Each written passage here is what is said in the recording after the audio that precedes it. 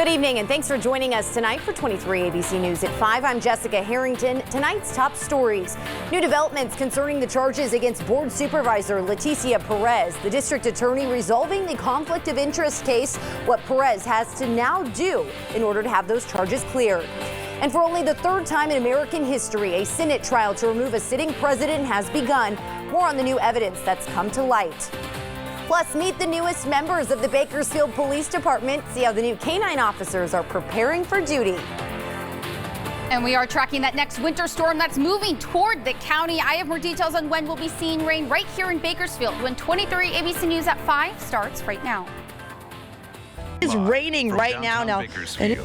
23 ABC News at 5 starts now. Good evening. We begin tonight with a look at the storm getting ready to hit Kern County. We are officially on storm watch and have team coverage to bring you the latest updates. 23 ABC's meteorologist Allison Gargaro is tracking this storm, but we want to take a look at the current conditions. And 23 ABC's Tori Cooper, she's already struggling with the wind. We can see she spoke with Buttonwillow CHP about some of the potential road hazards that you may encounter and how you should navigate them. Tori? Yes, Jess, I'm here live from Stockdale Highway, where, as you can see, some of those wind gusts are really starting to pick back up. I had to actually put some sandbags on my camera just to make sure that it wouldn't blow over. Now, this is not what we were seeing just about 15 minutes ago. But, as always, Mother Nature throwing a loop in our plans, and it is already starting to rain out here. Now, I want to take a look at some video from earlier today. You can see CHP capturing some of the action right here on Stockdale Highway. As you can see, tumbleweeds making their way across the roadway, creating obstacles for many drivers right now. The National Weather Service says wind gusts are expected to reach up to 50 miles per hour up here in this area, but they are reminding drivers to remain cautious, and if you do see a tumbleweed, just proceed with caution. See a tumbleweed, the best thing to do is absolutely nothing. Just keep a good grip on your steering wheel, no turning movements, no braking movements. A small scratch on your bumper is a lot better than taking a hard turn and end up getting involved in a collision.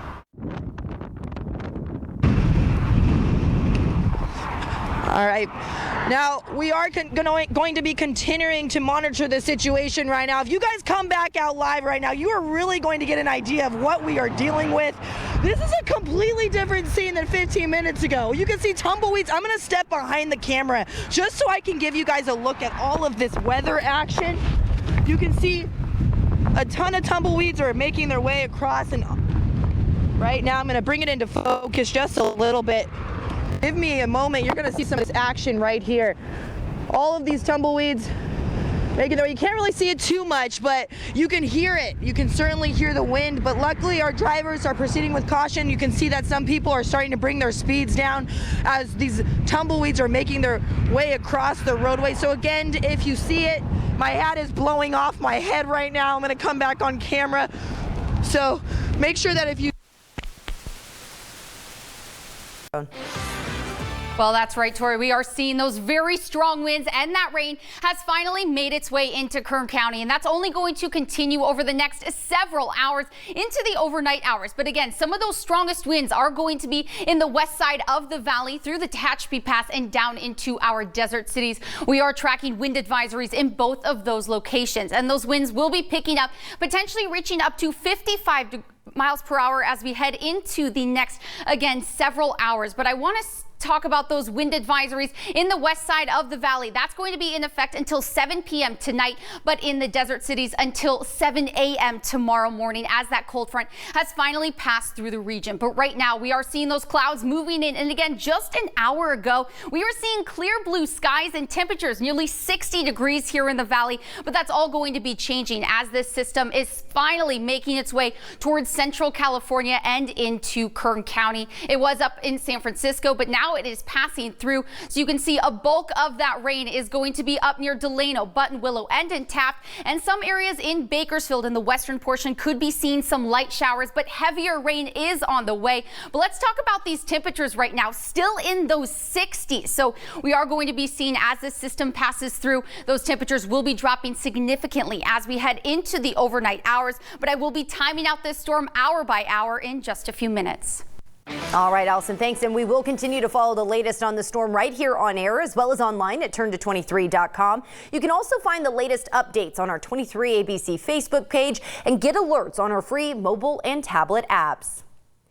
New details tonight. An investigation is underway after a social media post surfaced online allegedly showing a student ingesting an unknown substance in a class at a local high school. A concerned parent telling 23 ABC about the video, saying the incident happened at Golden Valley High School. We reached out to officials at Golden Valley High, and they sent us a statement that neither confirmed nor denied what happened in the video. Their statement saying, quote, "We became aware of a disturbing video circulating on social media and launched an immediate inquiry. All involved students were quickly identified and an investigation was conducted by Golden Valley administration and the Kern High School District Police. Laws surrounding the privacy of student matters prevent us from releasing any further information concerning this incident." That was the end of their quote, but this is still a developing story. We'll have the latest updates as we receive them right here and online at turn223.com.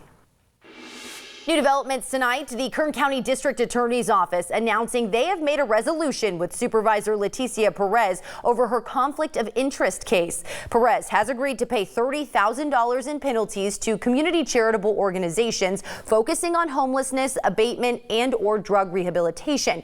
She'll also pay a $4,000 administrative fine to the Fair Political Practices Commission, perform 100 hours of community service, complete an in-person ethics course, and provide all information about income received from the cannabis industry from 2016 to 2017.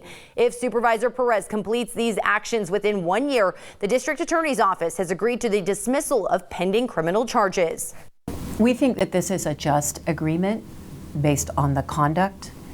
We were able to accomplish what we set out to accomplish when we filed this case, and that was that she accepted responsibility for voting on something in which she had a conflict of interest.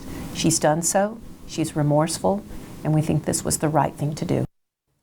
Perez announced she will be donating the $30,000 to the Bakersfield Homeless Center.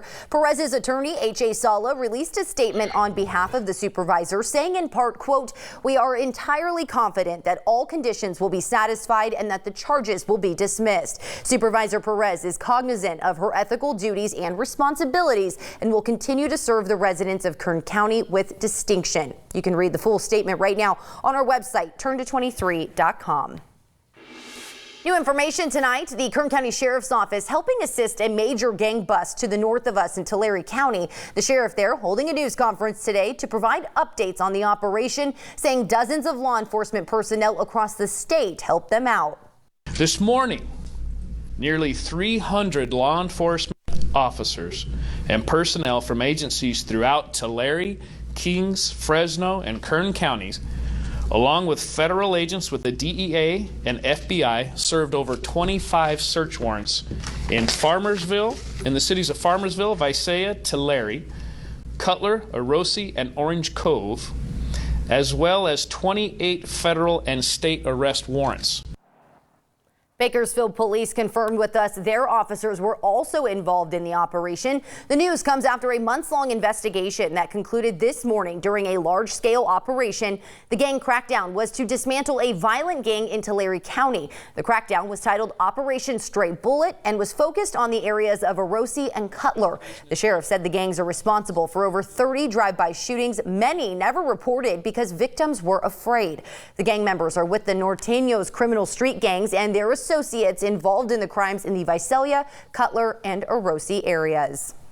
The impeachment now officially in the hands of the Senate, setting the stage for only the third trial to remove a president in American history. The senator sworn in, the Chief Justice presiding. ABC's Serena Marshall has the latest from Washington. The Chief Justice of the United States arriving on Capitol Hill, taking an oath. I do. And a second job as the presiding officer of the impeachment of President Trump. Do you solemnly swear? His first act, swearing in the Senate to act as jurors in the trial. So help you God. Earlier Thursday, the U.S. Senate sat silent, listening at their desks. The articles read aloud by Chairman Adam Schiff, leading the team of 7 lawmakers that will prosecute the case. Donald J. Trump has abused the powers of the presidency. The president's legal team expected to be led by White House counsel Pat Cipollone and the president's personal attorney Jay Sekulow. The president maintains he did nothing illegal. It's a hoax. Everybody knows that. It's a complete hoax. But earlier Thursday, the nonpartisan government watchdog telling the administration the withholding of military aid to Ukraine broke the law, and the budget office was not permitted under law to withhold funds for policy reasons. The OMB disagrees. But the finding on the heels of new evidence provided to House investigators by Lev Parnas, an indicted associate of Rudy Giuliani's, who alleged President Trump, Vice President Pence, and Attorney General William Barr were tied directly to the pressure campaign against Ukraine. Statements from the White House and VP's office discredited Parnas, while Attorney General Barr's team called the accusations 100% false. The trial getting underway on Tuesday, but one outstanding question: will new evidence and witnesses be presented in the Senate? The Senate trial is expected to last roughly 2 to 3 weeks, but that could change if they decide to hear from key witnesses. And all it would take to make that happen is a simple majority vote, 51 senators, which means only 4 Republicans would have to cross party lines and vote with Democrats. Serena Marshall, ABC News, Washington. Governor Gavin Newsom is scheduled to wrap up his statewide tour today, getting a firsthand look at the homeless crisis in California. Newsom showcased the first items earmarked as part of his billion-dollar proposal to fight homelessness this week. This is video from his stop in Fresno on Wednesday. This week, he also visited Grass Valley, Riverside, and Los Angeles. A team from his office also visited Bakersfield Tuesday.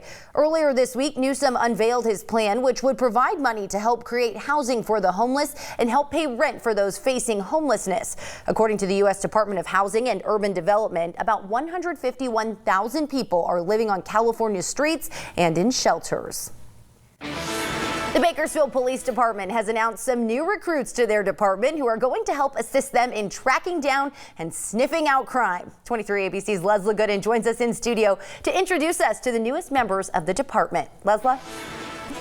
The Bakersfield Police Department's K-9 unit has announced their 2 latest officers. Tito and Zeke have officially joined the team and are preparing to take a bite out of crime. Today, I was able to catch up with the K-9 unit, who shares the importance of having their 4-legged best friends in the field. On the corner of Dog Alley and K-9 Court, you can find the latest recruits, 2-year-old Zeke and 1.5-year-old Tito. They have both been training for just under 2 weeks at the Bakersfield Police Department's K-9 training field, and they are currently green dogs. We buy what we said is a green dog, which completely untrained dog, and typically around $9,000 to $10,000 for that dog. If you buy a trained dog, they're usually around $20,000 to $25,000. So we prefer the untrained, and that way we can train them up to our standards. Chad Hoskins, senior officer for Bakersfield Police Department and elite K-9 trainer, says Zeke and Tito are 2 replacements for the K-9 unit of 11. The 4-legged officers will train for 12 weeks, completing field and obedience training and obstacle courses. Hoskin adds that the K-9 unit pays for itself by the level of success. Last year it was in the neighborhoods of $50,000 to $60,000 just in money alone that was found, and then we've had several pounds of drugs that were found, and just different types of drugs. Bakersfield Police Department, Police K-9. Make yourself known and come out now. Zeke and Tito, according to their handlers, are learning quickly, love to work and play. Hoskins shares that Zeke and Tito will work a total of 6 years before they retire, which can be a challenge for the officers. Have to retire that dog one day, that's a huge challenge in your mind and heart, knowing that one day your dog's not going to be working with you. So for us as a handler, that's probably the hardest part. Hoskins says that once these good boys retire to their handlers, they always buy them back from the department, and never in the history of the unit have they not had a handler do this. To see more behind the scenes videos and pictures from today's training, be sure to go to our website, turnto23.com. For now, studio Leslie Gooden, 23ABC News, connecting you. So cute. Welcome to the department. Still to come here, the Kern County Women's March is coming up soon. The event being held tonight in Bakersfield, helping those wanting to take part get ready. Allison? And rain has finally made its way into Bakersfield. I'll let you know when we'll